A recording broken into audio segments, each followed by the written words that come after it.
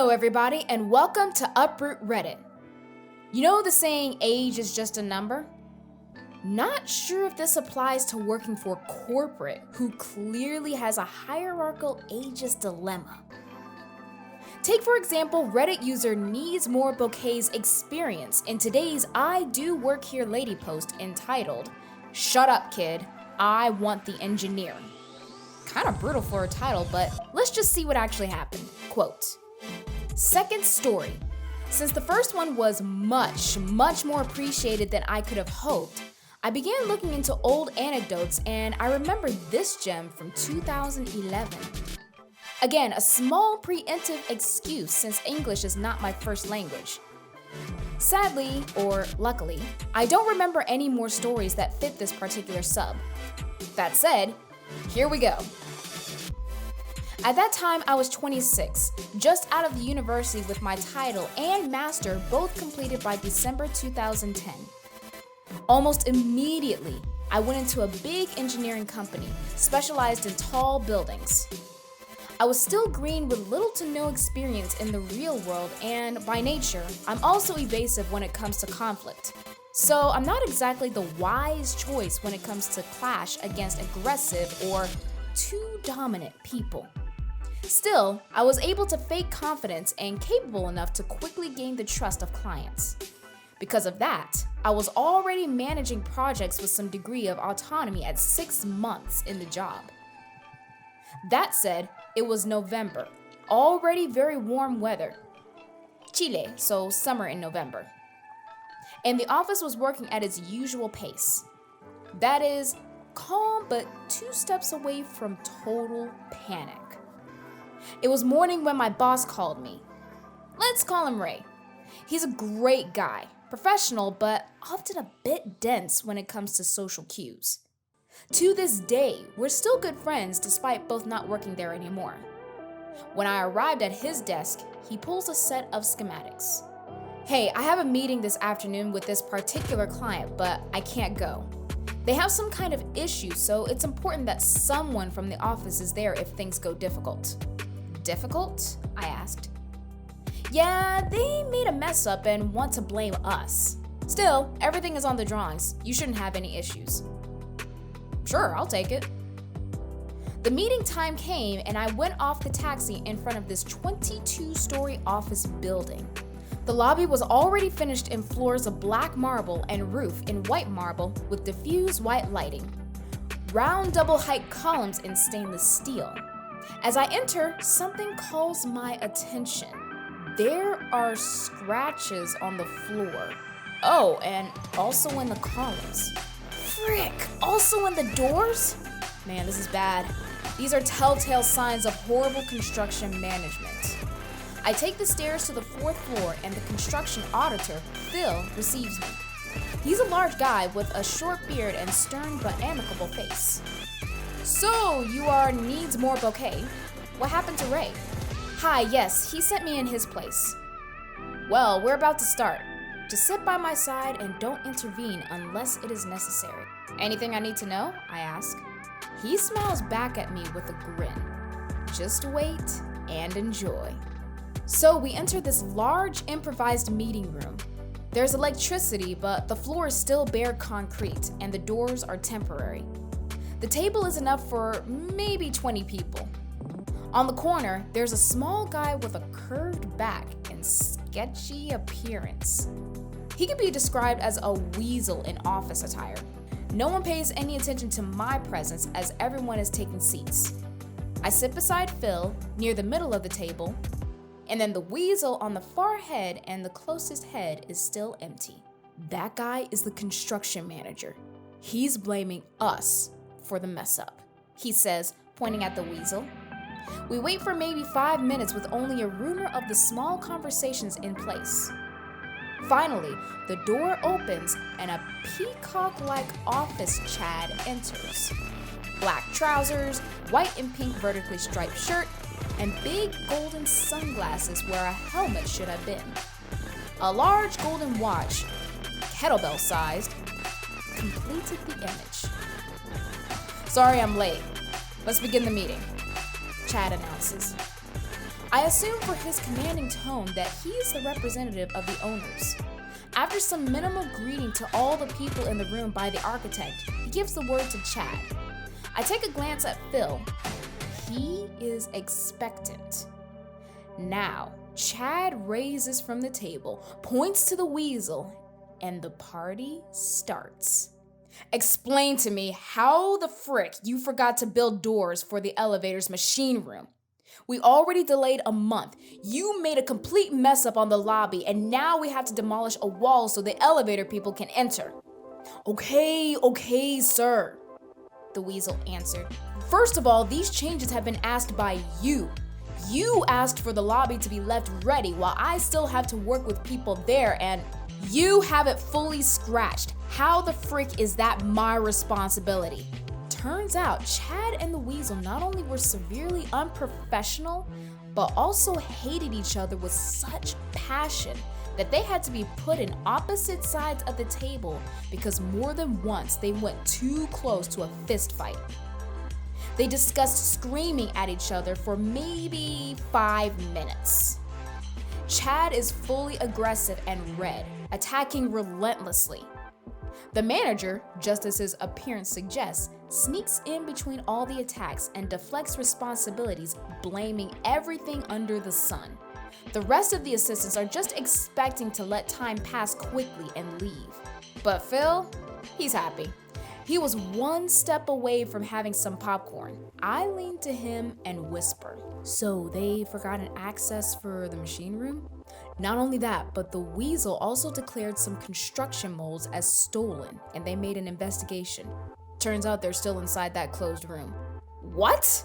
I ask a bit louder. Hey, kid. Chad addresses me despectively. Shut up, and goes back to the fight. After some more punches back and forth, the weasel is running out from ways to deflect his mistake. He tries one more time. But this wasn't our fault. The door was not in the structural engineer's drawings. He forms a smug smile. Plus, Ray didn't even come to the meeting. If any penalties are to be applied, it's to them for their incompetence. Boy, that was my cue. I clear my throat, but fail in the first impression, entering in a timid way. Well, shut up, kid. The weasel snaps and looks to Phil. Phil, keep your assistant quiet. I decide to make them understand me more clearly. I pull the set of schematics, letting them fall heavily over the table and catching the attention of both Chad and the weasel. Over the schematics, I put my construction helmet with the logo of the engineering firm. Silence takes the place. If I may, I now speak in front of a pale weasel and a Chad who internally debates if showing shame for calling me kid or do a victory lap around the weasel. I'm actually a structural engineer from company, and Ray sent me in his representation because his schedule was full. Mind if we check what appears on the drawings? Here we are. Yes, as you can see, the door is here, and I think this cannot be attributed to confusion from structural design. I agree, Phil comments with a huge smile. The rest of the table is trying to hide their amusement. I continue. So, that settles it. I can make here a procedure for the demolition and installation of the access, or if you prefer, I can send it approved by Ray by tomorrow. Everyone is silent, in a second of contained storm. But Phil isn't done yet. He leans in and puts his hands over the table. Now, we need to see what we'll do to recover the supposedly stolen equipment that is still trapped inside the machine room. And what will you do about the 2 workers you fired this morning? He looks to the weasel, who is just about to melt and escape by the first crack he can find. Chad now turns into a raging volcano. He was so furious that his blood pressure could have been measured in atmospheres. You fired people without proof? And then another maybe 5 minutes of berating exploded until the architect, who was supposed to be coordinating the meeting, called to a truce so they could advance with the problems of the electric and water crews. Phil and I were dismissed, but while the door was closing, I could hear Chad screaming again. I sighed, relieved. Truth is, I was shaking a little. What a mess. Nah, this was a quiet meeting, Phil said, smiling. Tell Ray he missed a good one. Pleased to meet you, kid. In the end, the construction was finished with 5 months of delay. Both the Weasel and Chad were fired from their respective companies. Ray just laughed at my story and told me it was good that Chad hadn't tried to punch me because he wanted to fight everyone, all the time. I never found those two again, but I found Phil on another project 2 years after. Same mischievous old man. To my luck, to this day, I never had another meeting like that dreadful one. Oh, and on a side note, just some quick redaction fixes. Well, I guess underestimating kids is the last thing you should do, boss. Thanks to the internet, we know more than we think. But there are still some people who like to talk down to new kids on the block. Reddit user Flick and Snorty had a customer who came in as some high and mighty know-it-all. Let's see what happens when a customer looks down on an employee at a bar in today's post. You look like you're 16. What makes you think you know anything about beer? Well, more than you know. So this happened about 1.5 years ago when I was a bartender at a high-end restaurant. This isn't all verbatim, but the exchange is as good as I can remember it. I've been working at this place for over 1 year and had worked my way up to shift sub bar manager and was 19. One day, I sat up at the bar drinking with some of our regulars and a few colleagues that had the afternoon off, and a man came up to the bar to order. There was only one bartender working as it was after the Sunday lunch rush, and it was always quiet by that point. This bartender was new, and I just handed the shift over to him. He was capable of running the shift on his own, but hadn't quite learned the drinks menu. The gentleman that had just walked in to order started asking about the beers in a really snobbish manner. Such as, what are your wife's beers? Which lager is the most crisp? And do you have any really hoppy lagers? Basically, he was asking questions about any type of beer possible just to be complicated and sound like he knew his stuff. No one really comes in asking those types of questions if they don't have a specific flavor profile in mind. For example, you only typically ask about Weiss beers if you want a weedy beer. You only ask about crisp beers if you want a refreshing lager, and only ask about hoppy lagers if you're into IPAs. Anyways, I overheard this and offered my own guidance as the poor new recruit was looking at me like a deer in headlights. I just ran through the menu and suggested the correct drinks for his questions. To which he exhaled through his nose and outright said, "You're about 16 and shouldn't even be drinking here. What makes you think you know about beers?" Now, I'm a polite person and I'm really not a fan of unnecessary conflicts, so I didn't offer any wise cracks or smugness. I just told him, "I heard you asking some pretty tough questions and new recruit's name started last week. I thought I'd help out as I'm off shift and it's a good training point for him as I'm his manager." To which he joked about the new starter being old enough to be my dad. I'm not sure what he was trying to gain from throwing weak insults at a stranger, but my mind switched into work mode and I just started listing off drinks on our menu like I was advertising half the breweries in Europe. I asked what flavor profiles he was after, if he wanted a light ale or a heavy lager, high ABV or low. If he was looking to eat, then perhaps one of the wines would be better suited if a heavy beer is preferred as the special was fish. I finished off with the new bartender's name. Can you pop staff discount on for this gentleman? It'd be nice to see him back here when I'm working. Proceeded to give him my till and walk him through the steps to apply it. Lo and behold, this man orders a pint of Carling because all the fancy beers were way too expensive. Imagine that, trying to show off to a bartender that you know more than them, and then ordering the cheapest beer on tap. I don't miss these types of guests one bit. Careful what you say and who you say it to. You never know when your snarky comment can come back and bite you. Now, if you're being polite, then, you're okay. At least you should be. Unless you're dealing with an obstinate security guard, like what Reddit user ThistleFizz endured. Let's see what all happened to ThistleFizz during a stressful event in today's post, the tone that security prevented me from doing my job. I used to work as an entertainment lighting electrician and console programmer.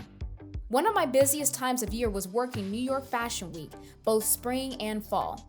It was a lot of organized chaos, but I enjoyed my time there. The most important place backstage is the hair and makeup stations in the dressing rooms.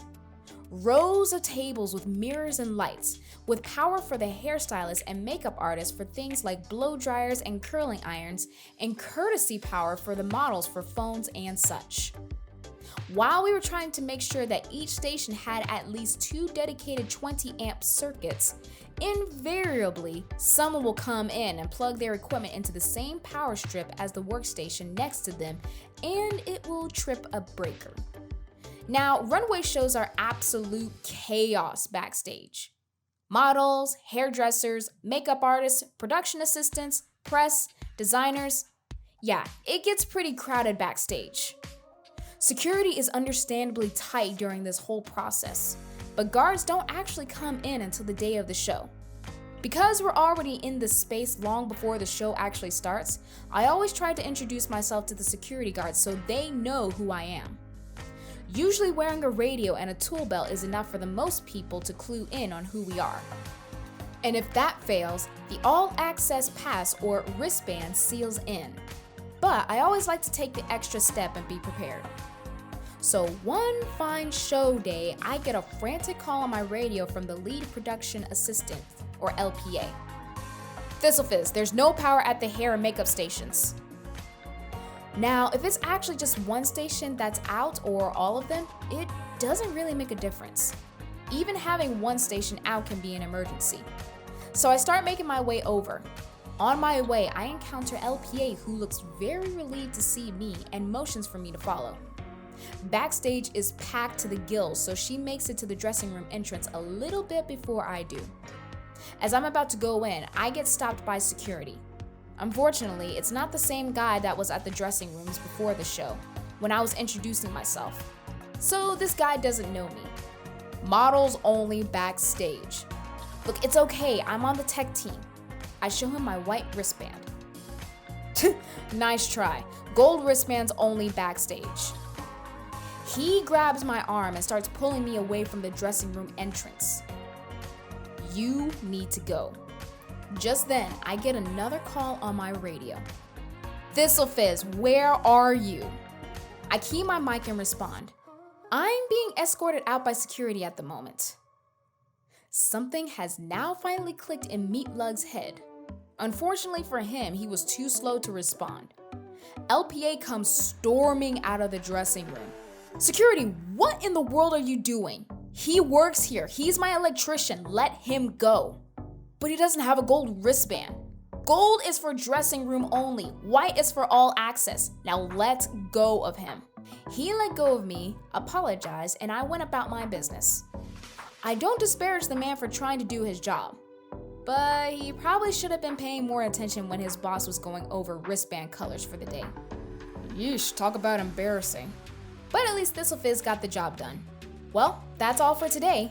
We'll be back for more intriguing stories of IDOworkHereLady posts right here on Uproot Reddit. And remember, no matter your age, always stay classy. We'll see you next time.